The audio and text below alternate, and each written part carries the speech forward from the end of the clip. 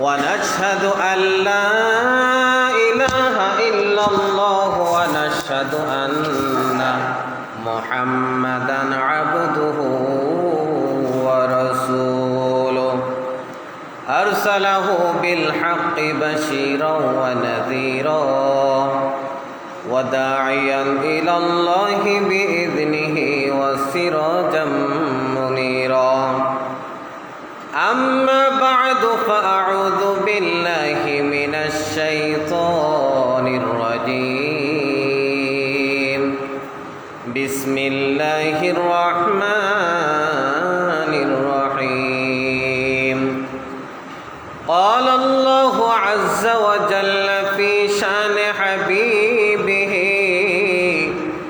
آمرا ومخبرا إن الله وملائكته يصلون على النبي يا أيها الذين آمنوا صلوا عليه وسلموا تسليما اللهم صل على سيدنا مولانا محمد وعلى آل سيدنا مولانا محمد اللهم صل على سيدنا مولانا محمد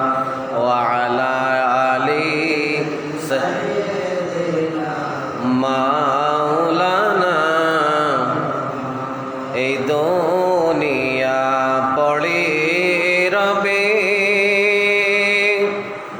একদিন আমরা থাকব না সবাই মোদের ভুলে যাবে আপনি নবীজি ভুলেন না আল্লাহুম্মা সাল্লি আলা সাইয়্যিদিনা মাওলানা মুহাম্মদ ওয়া আলা আলি সাইয়্যিদিনা বাড়ি বাড়ি করে মন এই বাড়ি তো তোমার না আসল বাড়ি গোরস্থানে মাটির হবে বিছানা আল্লাহুম্মা সাল্লি আলা সাইয়্যিদিনা মাওলানা মুহাম্মদ ওয়া আলা আলি সাইয়্যিদিনা দিবানিশি মনের আমার আর দিও না যন্ত্রণা মরণ কালে বান্দব নাই রে কে যাবে তোর সঙ্গেতে আল্লাহুম্মা সাল্লি আলা সাইয়্যিদিনা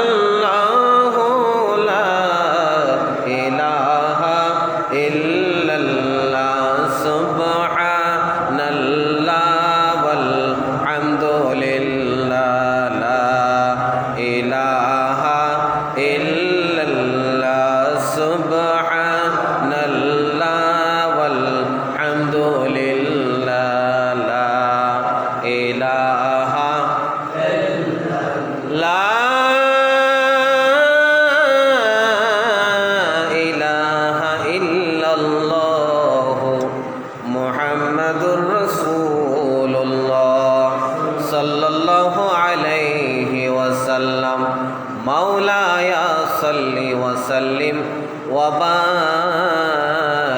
عليه উপস্থিত সম্মানিত মুআজ্জাজ মুহতারাম, অত্র এলাকার মুসল্লিন আইদাম, আল্লাহ ওয়ালা নবী প্রেমিক ওলি প্রেমিক নওজওয়ান ভাইরা, ছোট ছোট নিষ্পাপ মাসুম বাচ্চারা, পর্দানশীল মা ও বোনেরা,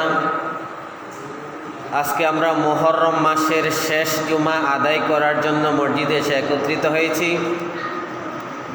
রব্বুল ইজ্জত আহকামুল হাকিমিন এই দুর্যোগপূর্ণ আবহাওয়াকালীন সময়েও এবং বাংলাদেশের যে সহিংসতার যে সময়, সেই সময়টাতে আমাদেরকে মসজিদে আসার বসার যে সুযোগ আমাদেরকে করে দিয়েছেন, সেজন্য রব্বুল ইজ্জতের দরবারে সকলে মন প্রাণ খুলে উচ্চ আওয়াজ দিয়ে বলে আলহামদুলিল্লাহ। অগণিত অসংখ্য দুরুদ ও সালাম জানাই ওই মহান নবুয়াতি রওজা মোবারকে, যার উসিলায় আপনার আমার সৃষ্টি হয়েছে, যার উসিলায় আমরা দুনিয়ার নেয়ামত ভোগ করতে পারছি।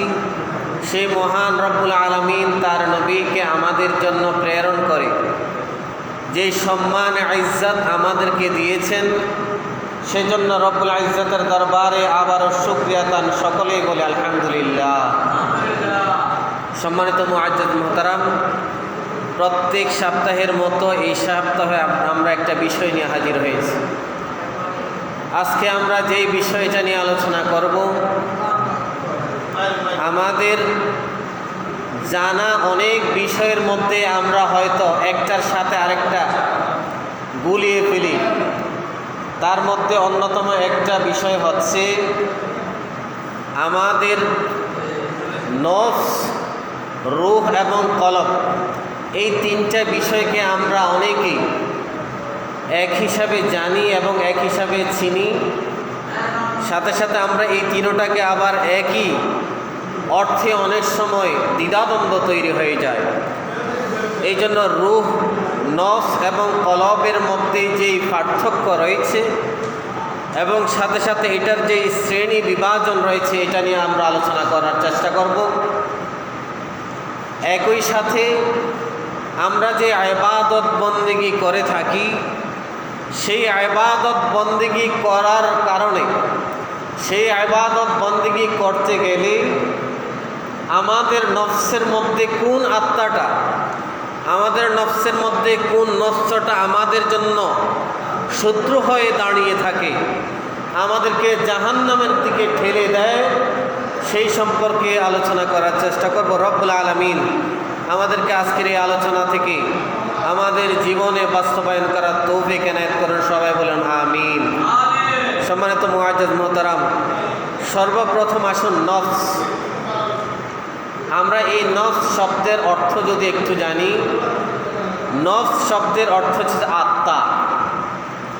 আমাদের বডি যেটা রয়েছে, আমাদের শরীর যেটা রয়েছে, সেটাকে কোরআনের ভাষায় বলা হয় নফস।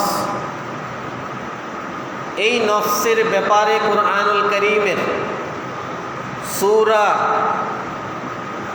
আলী ইমরানের 185 নম্বর আয়াত রব্বুল আলামিন বিসমিল্লাহির রহমানির রহিম কুল্লু নাফসিন যায়িকাতুল মাউত। হে আমার বান্দা বান্দিরা, তোমরা শুনো, প্রত্যেকটা নফসের জন্য তার মৃত্যুর স্বাদ গ্রহণ করতেই হবে।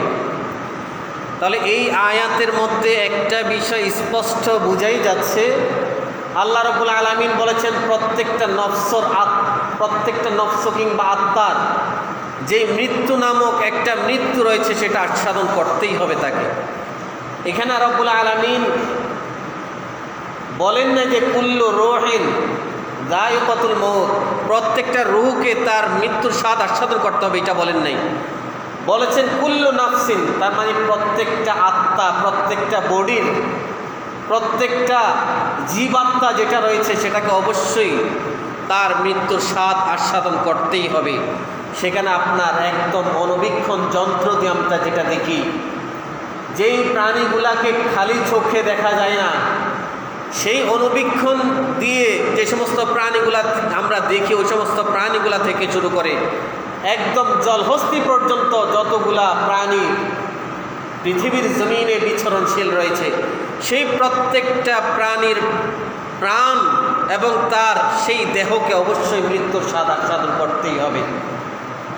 তাহলে এই আয়াত থেকে আমরা বুঝতে পারলাম আল্লাহ রাব্বুল আলামিন বলেছেন, হে মানব জাতিরা, তোমরা যে পৃথিবীর জমিনে বিচরণশীল করছো, পৃথিবীর জমিনে তোমাদের যেই দৈনন্দিন জীবনযাপন সেটা সাময়িকের জীবনযাপন। কারো জন্য আমি 50 বছর, কারো জন্য আমি 30 বছর এইভাবে উল্লেখ করে দিয়েছি। যার হায়াতের বাজেট যেখানে শেষ হয়ে যায়, যার হায়াতের বাজেট যতদিন রয়েছে ততদিন শেষ হয়ে যখন যায়, তখন আমার আজরাইল তোমাদের জানগুলা কবজ করে রব্বুল আলামিনের দরবারে নিয়ে আসবেন। তাহলে এই আয়াত থেকে বোঝা যায় আমরা পৃথিবীর জমিনে আমরা যতই নিজেদেরকে বাহাদুরি মনে করি না কেন, যতই নিজেদেরকে আমরা শক্তিশালী মনে করি না কেন, যতই আমরা আমাদেরকে ক্ষমতাবান মনে করি না কেন, আমাদের ক্ষমতা আজ আছে তো কাল নেই, সকালে আছে তো সন্ধ্যায় নেই। আমাদের কারো ক্ষমতা, কারো অহংকার এটা চিরস্থায়ী নয়, এটা সাময়িকের জন্য, ক্ষণিকের জন্য। যে কোনো সময় আল্লাহ তাআলা যে কোনো বান্দার প্রাণ সঞ্চার করে নিয়ে যেতে পারেন। এই জন্য রূহের সাথে, নফসের সাথে একটা কানেকশন রয়েছে। আপনার দেহের মধ্যে আপনার রূহ আছে বিদায় আপনি একজন মানুষ হিসাবে, জলজন্তু হিসাবে আপনি সমাজের মধ্যে, রাস্তার মধ্যে, পথে ঘাটের মধ্যে আপনি দাপিয়ে বেড়াচ্ছেন।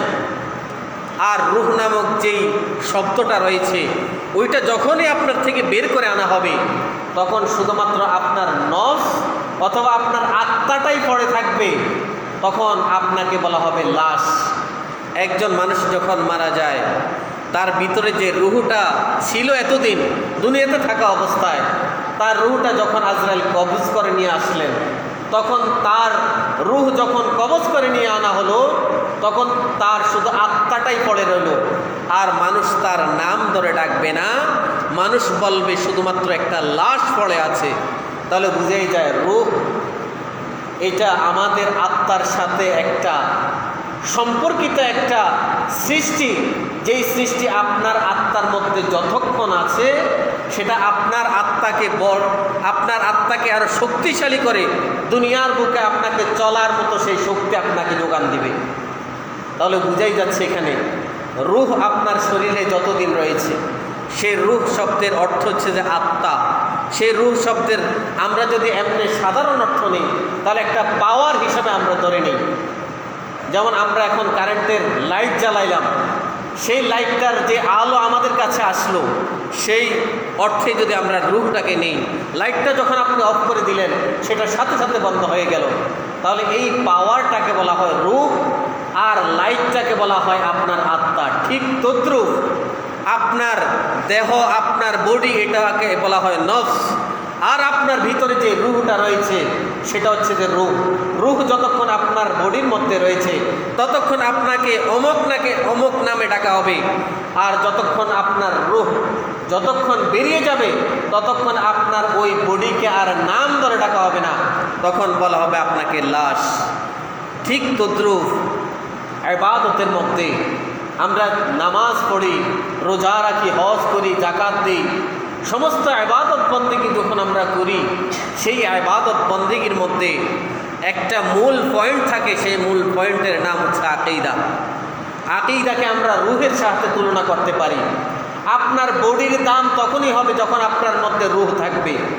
ঠিক আপনার ইবাদত তখনই আল্লাহর দরবারে কবুল হবে যখন আপনার ইবাদতের মধ্যে আপনার আকীদা মজবুত থাকবে। আকীদাকে বলা হয় রূহের সাথে তুলনা করা যায়। আপনার আকীদা যদি ঠিক না থাকে, আপনার বডি যেভাবে অকিছু হয়ে যায়, আপনার নফস যেভাবে অকিছু হয়ে যায়, ঠিক তদ্রূপ আপনি নামাজ, রোজা, হজ, যাকাত যাই কিছু করেন না কেন, আপনার যদি আকীদা সলিড না হয়, আপনার আকীদা যদি পিওর না হয়, তাহলে আল্লাহ দরবারে আপনার এই সমস্ত ইবাদত কবুল হবে না। যেটা বলছিলাম যে আমাদের যে দেহটা রয়েছে, সেটাকে বলা হয় নফস। এই নফসটাকে 3 ভাগে ভাগ করা হয়েছে। 1 নম্বর হচ্ছে যে নফসে আম্মারা, 2 নম্বর হচ্ছে নফসে লাওয়ামা, 3 নম্বর নফসের নাম হচ্ছে যে নফসে মুতমাইন্না। এবার আসুন প্রথম নাম্বারে, এটার বিস্তারিত কোরআনে কি বলা হচ্ছে। নফসে আম্মারা, আম্মারা শব্দের অর্থ হচ্ছে যেটা বারবার আপনাকে আদেশ দিবে, যেটা বারবার আপনাকে হুকুম দিবে, যেটা বারবার আপনাকে তাকিদ দিবে, এই ধরনের নফসকে বলা হয় নফসে আম্মারা। এই নফসে আম্মারা এটা যদিও বা আপনার দেহের মধ্যে গঠিত, তবে এটার পরিচালনাকারী হচ্ছে ইবলিস শয়তান। আমাদের কাছে আজান দিলে আমাদের কাছে ভালো লাগে না, নামাজের কথা শুনলে আমাদের কাছে ভালো লাগে না, ইবাদত বন্দেগীর কথা যখন আসে তখন আমাদের কাছে মজা লাগে না। এই যে মজা না লাগা, আপনার মসজিদে হাজিরা না দেওয়া, ইবাদতের মধ্যে আপনাকে নিজেকে সম্পৃক্ত না পাওয়া, এই টোটাল সম্পূর্ণ নির্ভর করে আপনার আত্মার উপর। সেই আত্মার নাম হচ্ছে নফসে আম্মারা। সেই আম্মারাকে নিয়ন্ত্রণ করে সরাসরি ইবলিস শয়তান। এই জন্য যেই বান্দার আত্মাকে ইবলিস শয়তান নিজেদের কন্ট্রোলে নিয়ে নিয়েছে, নিজেদের আয়ত্তে নিয়ে নিয়েছে, সেই বান্দার মনে ইবাদতের স্বাদ জাগবে না। সেই বান্দার মনে ইবাদতের যে তৃপ্তি, যে ঢেকুর পাওয়ার কথা, সেটা তার অন্তরে বোধগম্য হবে না। কারণ তার নফসকে নিয়ন্ত্রণ করে ডাইরেক্ট শয়তান, ইবলিস শয়তান। এই জন্য এটাকে বলা হয় নফসে আম্মারা। আল্লাহ রাব্বুল আলামিন পবিত্র কুরআনুল কারীমের সূরা ইউসুফের 53 নম্বর আয়াতে রাব্বুল আলামিন ঘোষণা দেন, ইন্নান নাফসা লা আম্মারাতুম বিসসু। এটা এমন একটা নফস, এটা এমন একটা আত্মা, যেই আত্মা, যেই নফস বারবার গুনাহের দিকে আপনাকে ধাবিত করে, বারবার গুনার কাজের দিকে আপনাকে ধাবিত করে। এই ধরনের গুনার দিকে ধাবিত হওয়ার যেই নফস, সেই নফসকে বলা হয় নফসে আম্মারা। এই নফস যাদের অন্তরে রয়েছে, এই নফস যাদের কাছে নিয়ন্ত্রিত রয়েছে, তারা কখনো জান্নাতের সুঘ্রাণ পাবে না। কাল কিয়ামতের ময়দানে তাদের হিসাব নিকাশ হওয়ার পরে জাহান্নামের ফেরেশতাগুলা তাদেরকে টেনে নিয়ে যাবে। কারণ একটাই, তাদের নফসকে নিয়ন্ত্রণ করে সেই ইবলিস শয়তান। তাদের কাছে ইবাদতের ভালো, ইবাদতের মন্দ, সেটা তাদের বোধগম্য না হয়ে তারা একচ্ছত্র নিজেদেরকে সেই দিকে ধাবিত করে। তারা রব্বুল আলামিনের দিন থেকে বিচ্যুত হয়ে শয়তানের দিশারি মতো তাদেরকে সেভাবে পরিচালিত করেছে। এই জন্য কাল কিয়ামতের ময়দানে নফসে আম্মারার যারা অধিকারী রয়েছে, তাদের জন্য বেহেশতের কোনো সুঘ্রাণ তাদের কাছে আসবে না, তারা বরং জাহান্নামে প্রবিষ্ট হবে। 2 নম্বরে আসুন নফসে লাওয়ামা। নফসে লাওয়ামা অর্থ অনুশোচনাকারী নফস।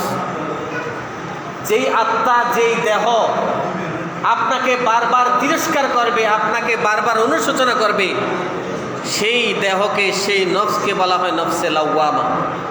আমরা যদি একটা উদাহরণ দিই, আপনি একটা অবৈধ কাজ করেছেন, একটা খারাপ কাজ করেছেন, আপনি কোনো একটা ভাইয়ের হক মেরে খেয়েছেন, আপনি কোনো একটা গুনার কাজে লিপ্ত হয়েছেন।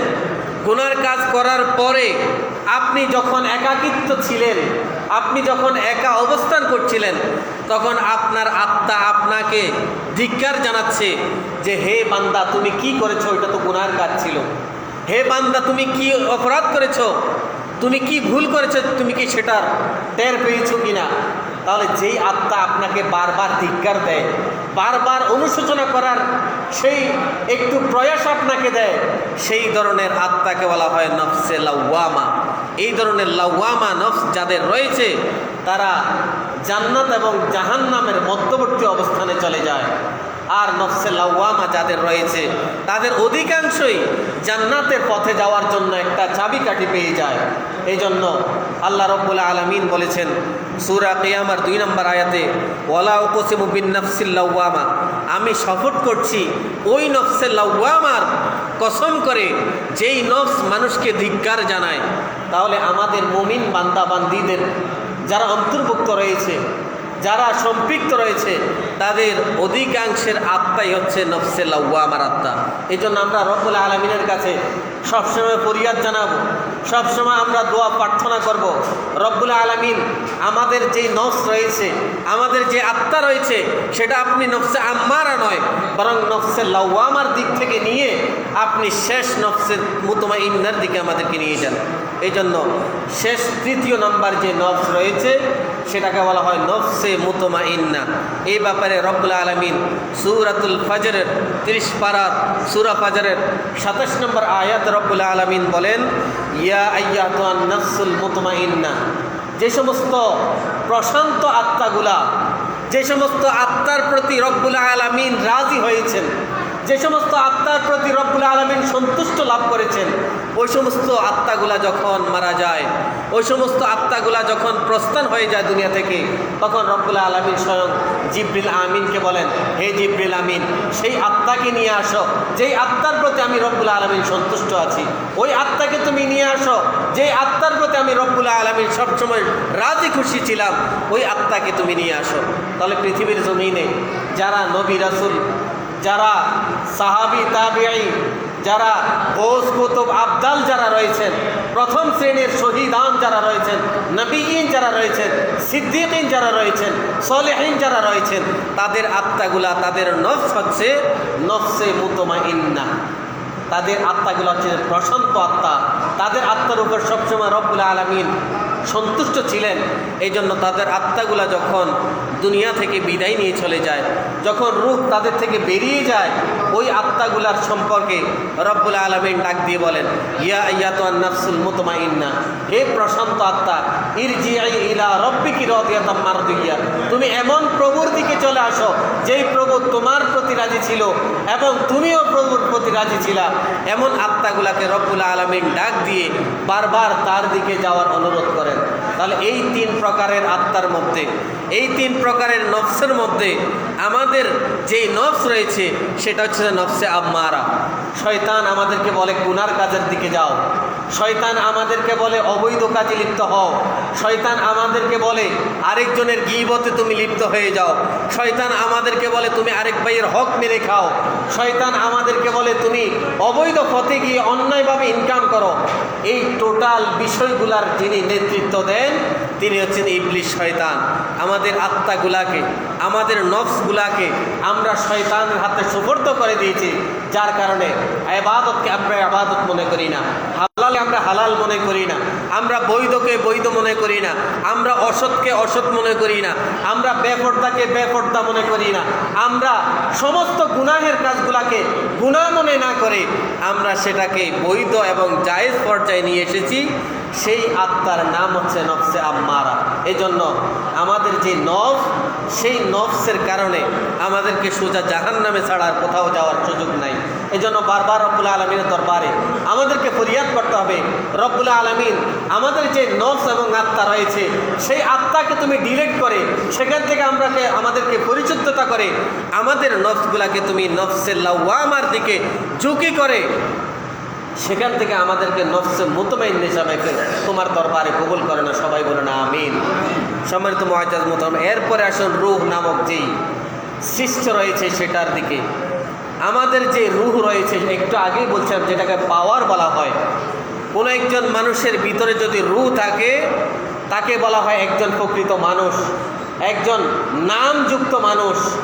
আর যখন তার ওই ব্যক্তি থেকে যখন রূহটাকে ছিনিয়ে নেওয়া হয়, আমরা যখন মারা যাই, জিবরিল আমিন যখন আজরাইল যখন আমাদের কাছে চলে আসে, যার হায়াতের বাজেট যখন শেষ হয়ে যায়, তখন রব্বুল আলামিনের হুকুমে আজরাইল প্রত্যেকটা মানুষের জান কবজ করে আরেকজন ফেরেশতার হাতে হ্যান্ড ওভার করে দেন। কিছুক্ষণের জন্য সেটা হ্যান্ড ওভার করার পরে ওই ফেরেশতা সেটা আরশে মুআল্লার দিকে ছুটতে থাকেন। সেটা যদি আমাদের নেককার বান্দার রূহ হয়ে থাকে, আমাদের রূহটা যদি পাওয়ারফুল রূহ হয়ে থাকে, সেই রূহটা আল্লাহর দরবারে যতগুলো আসমানি দরজা ভেদ করে যাচ্ছে প্রত্যেকে আহলান সাহলান দিতে থাকে আর প্রত্যেকে তাকে অভ্যর্থনা দিতে থাকে। আর আমাদের রূহটা যদি পাওয়ারফুলনেস হয়ে যায়, সেটা যদি বৎকারের রূহ হয়ে যায়, সেখান থেকে আবার ঘুরে এসে সেটা একদম জমিনের একদম তলাতে নিক্ষিপ্ত হয়। আর প্রত্যেকটা ফেরেশতা, প্রত্যেকটা সৃষ্টি ওই রূহের জন্য বদদুয়া করতে থাকে। এই জন্য আমরা যে যৌবনকালে ইবাদত বন্দেগী করি, আমরা যে মানুষ থাকা অবস্থায় ইবাদত বন্দেগী করি, আমরা ইবাদত বন্দেগীগুলা করি আমাদের রূহটা যেন আরও পাওয়ারফুল হয়ে যায়। আমরা মারা যাই কিন্তু আমাদের রূহটার মরণ নেই। আমরা মারা যাই, আমাদের শরীরের মরণ রয়েছে, আমাদের আত্মার মরণ রয়েছে, কিন্তু আমাদের রূহের মরণ নেই। আপনি মারা যাবেন, আপনার রূহ থেকে যাবে।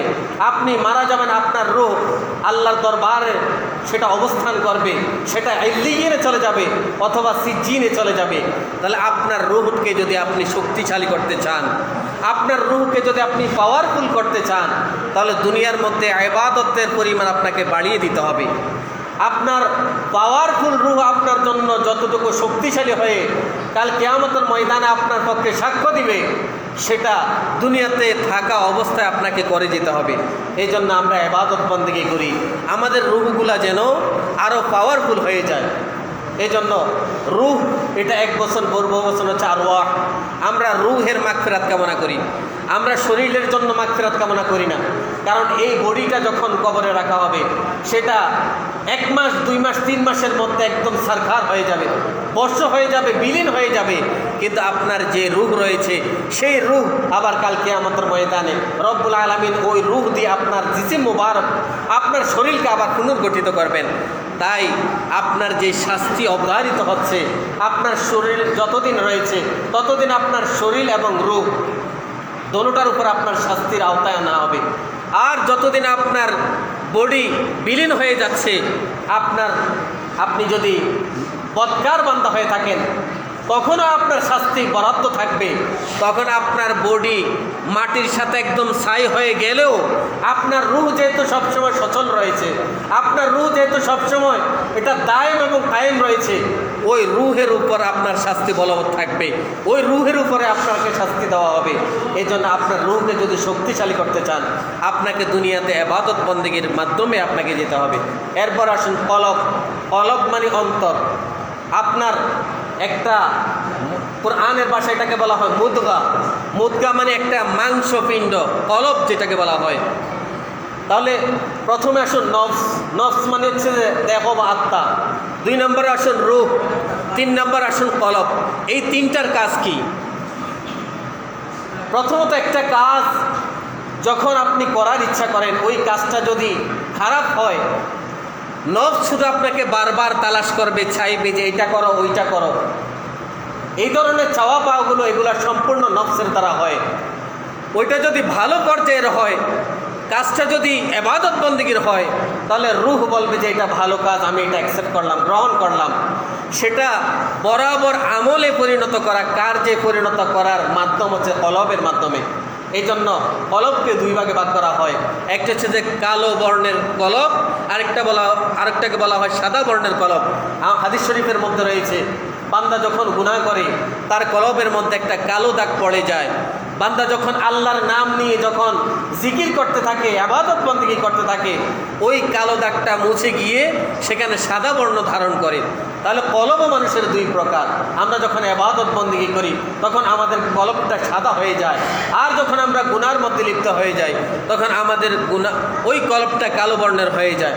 তাহলে আপনার এই সমস্ত প্রসেসগুলা প্রথমে নফসের মাধ্যমে, এরপরে রূহের মাধ্যমে, এরপরে কলবের মধ্যে সেটা এসে বাস্তবায়ন হয়ে যায়। তাহলে আমরা যে ইবাদত বন্দেগীগুলা করি, এগুলা মূলত রূহের জন্যই করি, রূহের পাওয়ারফুলের কারণে আমরা করি। আপনি যখন মারা যাবেন, আপনার রূহের উপরেই বেশিরভাগ শাস্তি অবধারিত হয়ে যাবে। আমরা যখন ঘুমাই তখন আমাদের রূহটা আমাদের শরীরের মধ্যেই থাকে, আমাদের নফস যেটা রয়েছে সেটাই বিভিন্ন জায়গায় ঘুরে বেড়ায়। এই জন্য আপনি ঘুম গেলেও আপনার নফসটা আমেরিকা, লন্ডনের মধ্যে সেখানে গিয়ে বিভিন্ন স্বপ্ন দেখে আপনি আবার একটু নাড়াছাড়া খেলে আপনার ওই নফসটা এসে আপনাকে আবার হাজিরা দেয়। আপনাকে আবার ওই নফস আপনার দেহটার মধ্যে এসে আপনাকে নাড়া দিলে আপনার রূহ এবং নফস একত্রিত হয়ে একসাথে যখন সম্পৃক্ত হয়, তখনই আপনি আবার নাড়া খেয়ে উঠে যান।